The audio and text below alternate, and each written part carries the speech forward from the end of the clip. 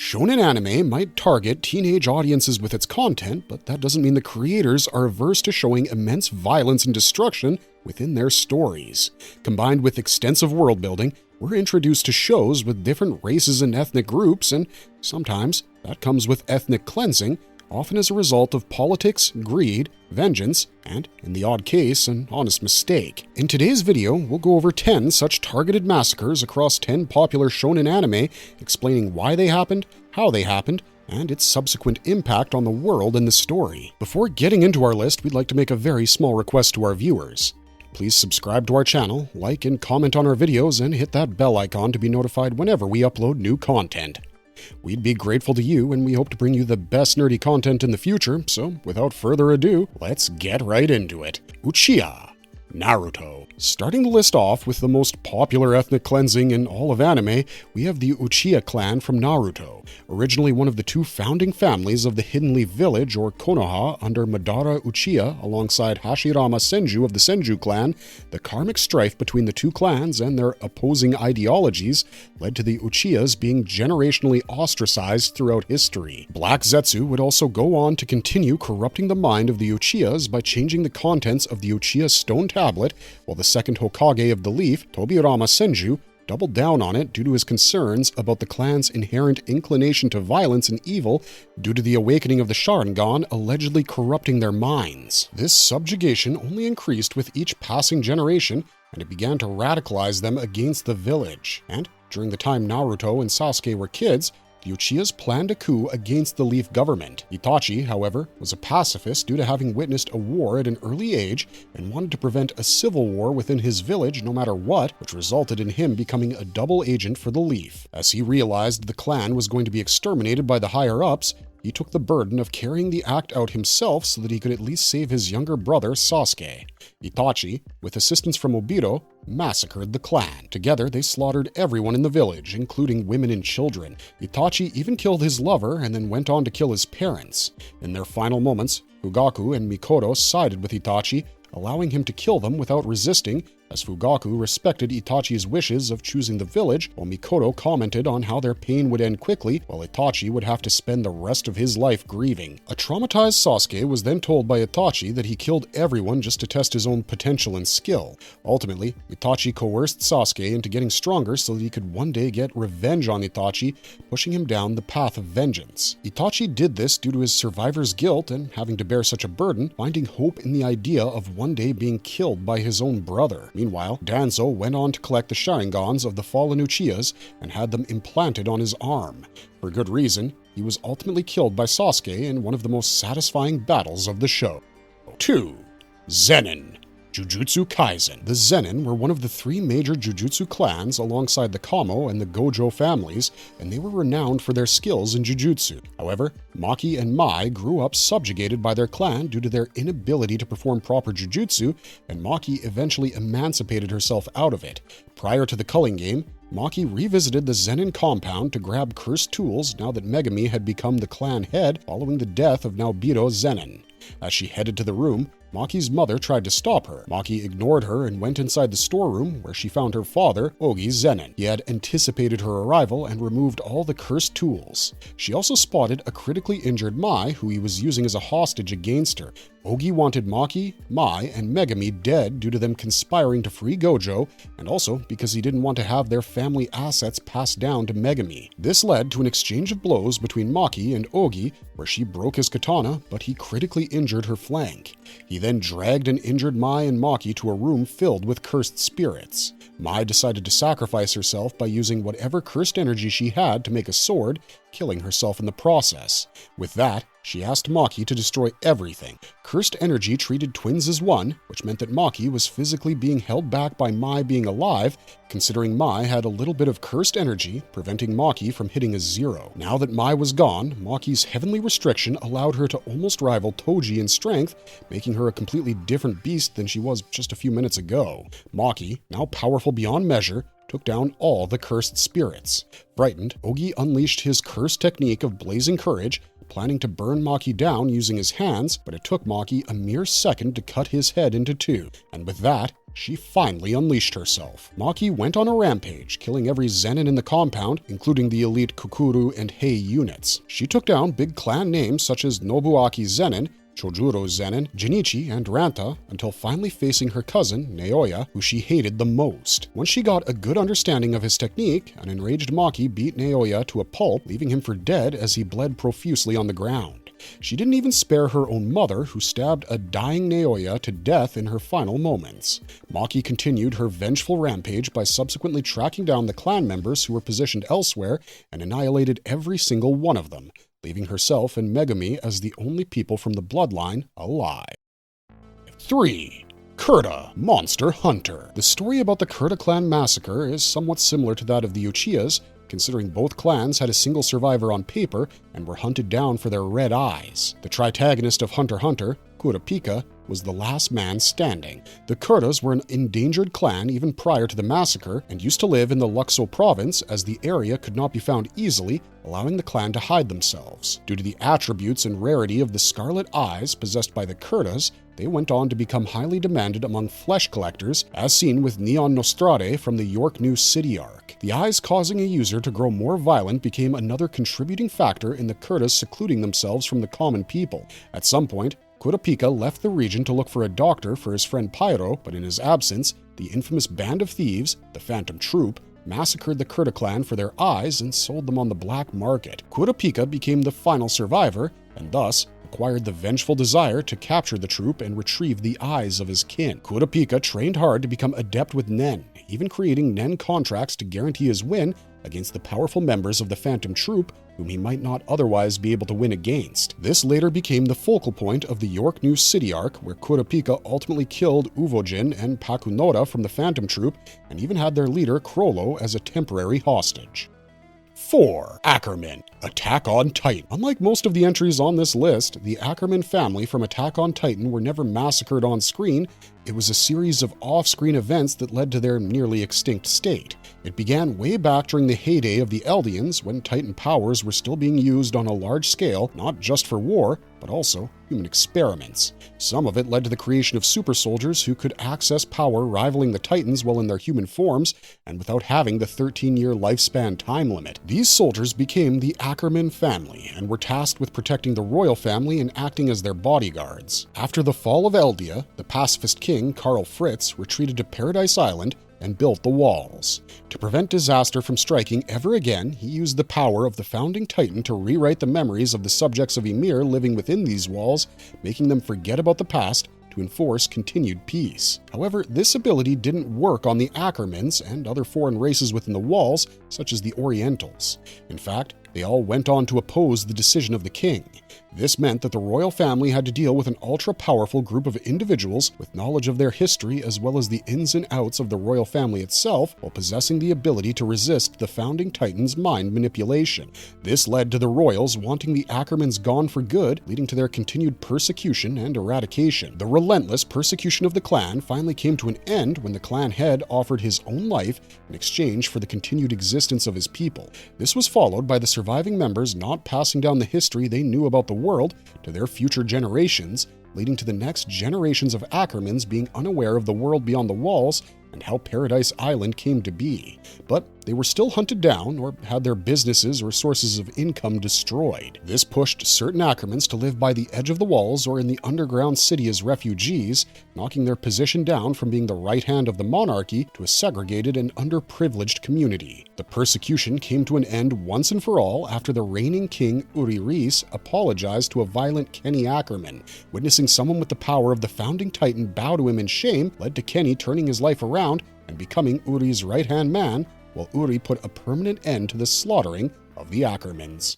5. Saiyan Dragon Ball Z. One of the focal points of Dragon Ball Z's story is the annihilation of planet Vegeta and the Saiyan race, which Goku and Vegeta belong to. At some point, the Arcosians, that is, the race that the Frieza Force belonged to, and Frieza's father, King Cold, discovered the existence of the Saiyan race. Due to their ability as warriors, King Cold brought in the Saiyans to serve under him and his planet trade organization. However, after a year, he passed the baton down to his son Frieza, who was a tyrannical ruler with a love of blowing up planets and a desire to become the ruler of the entire universe. He had quickly realized that Saiyans loved to fight, so he began to use them to annihilate entire races, causing planet Vegeta to turn into Frieza's military base.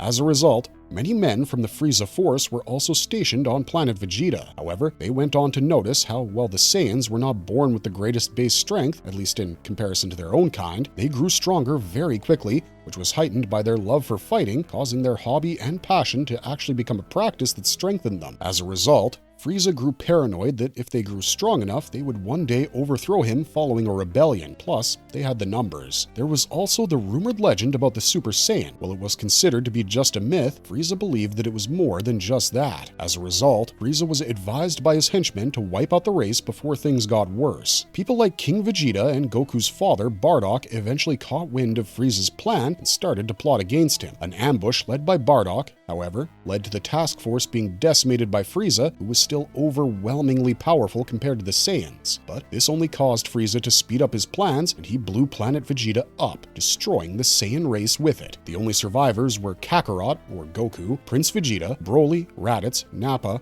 Tarble, and 2 other unknown characters. Unfortunately for Frieza, Goku did end up becoming the legendary Super Saiyan after Frieza killed his best friend Krillin while on the planet Namek, and then Frieza finally met his end due to Goku's signature attack, the Kamehameha. 6. Quincy's Bleach. The rift between the Shinigamis, or Soul Reapers, and the Quincy's began way back over 1,000 years ago with the Quincy's, who have absolute control over Reishi, exterminating hollows and disturbing the natural balance of the worlds. Naturally, Soul Reapers, who were composed of Reishi and in a way exercised hollows to maintain this balance, were their natural enemies. At the core of it all was Yuhavok, the progenitor and father of the Quincy race, as well as the offspring of the Soul King. Yuhavok wanted to cause a collapse of the 3 adjoined worlds instead of maintaining balance, as it would lead to the formation of a single world where life and death didn't exist as we know it. This world was the original primordial world that existed prior to the Shinigamis splitting it into 3 worlds. This put him and the Quincy's at odds against the Shinigamis and Soul Society. Ichibe, the leader of the Soul King's Royal Guard, or Squad Zero, tried to offer terms of peace to Yuhavok, but he was rejected. Knowing that a war was inevitable, Ichibe used the left arm of the Soul King, Pernita, to seal Yuhavok's almighty ability. This greatly weakened Yuhavok, foiling his invasion of Soul Society, as it ended up failing due to him not being able to do much against the ultra-powerful Yamamoto and the original Gotei 13, who were a band of ruthless Shinigamis, as they used to be dangerous killers in the Seirei. Yuhavok was done for, and the remaining Quincy's fled to the human world and even created a pocket dimension, to which they moved the capital of Lichtenreich, creating the Wandenreich. For years to follow, the Shinigamis continued to appeal to the remaining Quincy's to leave handling the hollows to them for the sake of maintaining the balance. However, the Quincy's continued to turn them down and obliterated hollows. With their numbers increasing, the soul cycle grew more and more unstable. As a result, 200 years before the events of the show, the Shinigamis massacred the Quincy race, leaving very few survivors, such as Ichigo's mother, Masaki, Uryu Ishida and his family, among others. Most of them continued to live in hiding. However, they were closely monitored by the Shinigamis. The remaining Quincy's responded to this by acting as the first responders to the Hollows. Because they lived in the world of the living, they could quickly erase the Hollows before the Shinigamis could send a representative to purify them. This ultimately became the basis for the 1,000-year Blood War, following the return of Yuhavok and the revival of the Stern Ritter. 7. Ohara, One Piece. Ohara was an island in the West Blue renowned for archaeology, historians, and as the home of the Tree of Knowledge. It became a thriving ground for those who wanted to learn history, which sounds great on paper. However, historical records of what happened 800 years prior to the events of One Piece had been wiped out meticulously and went on to be known by experts as the Void Century. This also meant that trying to learn the history of what happened back then became a criminal offense in the eyes of the world government. Archaeologist Clow D. Clover, commonly known as Professor Clover, had set out of Ohara at some point to learn about the Void Century. Due to it being illegal, however, he and several other scholars working under him had been arrested multiple times by the Marines. He eventually returned to Ohara, and at some point, Nico Robin's mother, Nico Oliva, set out of Ohara too for the same cause, but ended up getting captured, which led to the world government sending the CP9 to raid Ohara. As the poneglyph was found in the Tree of Knowledge, and Professor Clover himself attested to having learned a great deal about what the government was trying to cover up, a buster call was announced. Troops came into Ohara in hordes and carpet-bombed the island, while the world was told that the archaeologists were trying to revive an ancient weapon to destroy the world. With help from Saul and even Aokiji, Robin became the sole survivor, burdened with the task of not letting history die, and as the only person on Earth who could read poneglyphs, which led to a young Robin getting a huge bounty on her head. Fortunately, the archaeologists had managed to save much of their library by throwing the books in a nearby pond. These books were later salvaged by the Giants and Dr. Vegapunk, allowing them to study history and their findings. Number 8. Xerxes, Full Metal Alchemist Brotherhood. Xerxes was an ancient country in the Great Desert to the east of Amestris, existing 400 years prior to the beginning of the series. They had an advanced society, but a mysterious incident had caused the entire population of the land to randomly vanish overnight.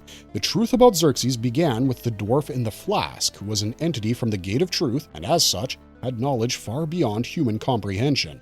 Dubbed as the very first homunculus, the aging monarch of Xerxes eventually wanted the homunculus to help him with attaining immortality with his alchemic knowledge. But the dwarf was limited to its flask due to its form, and as such, needed a helper, leading to it finding a new friend in slave number 23, or Van Hohenheim, who was made to learn alchemy by the homunculus.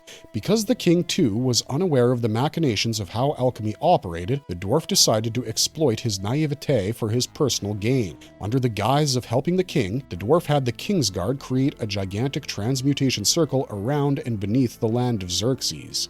Within the diagram were 5 specific nodes, where it had the soldiers slaughter innocent people, causing bloodshed at those specific points. The king's men achieved this by pretending to create irrigation canals, but instead committed mass slaughter of the settlements atop the nodes. Their houses were burnt down, and the annihilation of so many people caused crests of blood to get carved into the land. The dwarf then had Hohenheim placed in the middle of the transmutation circle, as he was the one who could physically perform the task. In fact, the event was manipulated in a way where only the homunculus and Hohenheim would be positioned at the true center instead of the king. As the alchemy was activated, the transmutation circle caused every single soul within Xerxes to be sacrificed, barring that of the dwarf and Hohenheim, creating the very first Philosopher's Stone. This was also why the populace of Xerxes vanished overnight. The dwarf then opened the Gate of Truth to acquire a physical body for himself. With Hohenheim's blood being used for the transmutation activation, the dwarf ended up looking the same as him. The souls of the people of Xerxes were split between the two of them, but Hohenheim never wanted to be a participant of such a massacre. As such, he parted ways with the dwarf in the flask, who went on to be known as the Father, and eventually created the other homunculi named after the 7 deadly sins. 9. Elves, Black Clover. Within the power system of the mana or magical energy of Black Clover, the higher born you are, the higher your mana reserves are. But there's a very specific reason for this, and it has everything to do with the members of the Eye of the Midnight Sun, or more specifically, their leader, Licht. Prior to the events of the show, the elf tribe lived in the Forsaken Realm within the Clover Kingdom. They were a race of peaceful but magically blessed beings, with elves as a whole having insanely high mana reserves, making them a lot more powerful than humans. While the elves and humans were in a perpetual state of discord with each other, the leader of the elves, Licht, dreamed of mutual peace between the two races. One of the biggest turning points in his life took place when he met Techia, a human royal girl from the Clover family who had wound up in the realm of the elves after getting caught in a magical tornado. Techia and Licht fell in love and conceived twins, which was major, as one was an elf and the other human. They hoped that their union in matrimony would help bring the elves and humans together. However, within the shadows lurked a devil known as Zagrid, who wished to roam the physical world freely, and as such, wanted Licht to go through a level of anguish that would turn his 4-leaf clover into a 5-leaf one, thus unleashing the devil. As a result, he possessed the body of a minister from the Clover Kingdom, leading to him finding out about Licht and Techia's wedding. He then turned the royals against the idea of a union between the elves and humans. It worked great considering the humans were already jealous of the elves due to the latter's magic. With Lemiel restrained in the palace, Zagred ensured that the royals siphoned off the mana of the elves by crashing the wedding using the mana siphoning device that Lemuel had created to make an egalitarian society. Humans grew stronger while losing all of their mana caused a mass genocide among the elves, explaining why royals had higher mana reserves than common folks since they got it directly from the source. Licht, who was still alive, was left in deep despair as he held Techia's dead body while his race was devastated and massacred as a result of a possible betrayal. This despair and the ensuing hatred he felt corrupted his grimoire into a 5-leaf clover grimoire, just like Zagred wanted. As soon as it happened, Zagred took over Licht's body, turning him into a dark elf. However, Licht never believed that the betrayal came from Lemuel, so when he saw Lemuel, the true him tried to fight back Zagred's influence over his body. Lemuel fought him back, ultimately managing a victory with help from Sekre Swallowtail. Over the next few centuries, Zagred's reincarnation magic came through with Patoli, Licht's friend, reincarnating within William Vengeance. However, the corrupting effect of Zagred's spell led to him seeking revenge against humanity for massacring his race, causing him to create the Eye of the Midnight Sun. The primary goal was to revive all the elves and destroy Clover Kingdom in retaliation. Eventually, Licht was reincarnated as the leader of the organization. 1011's Code Geass.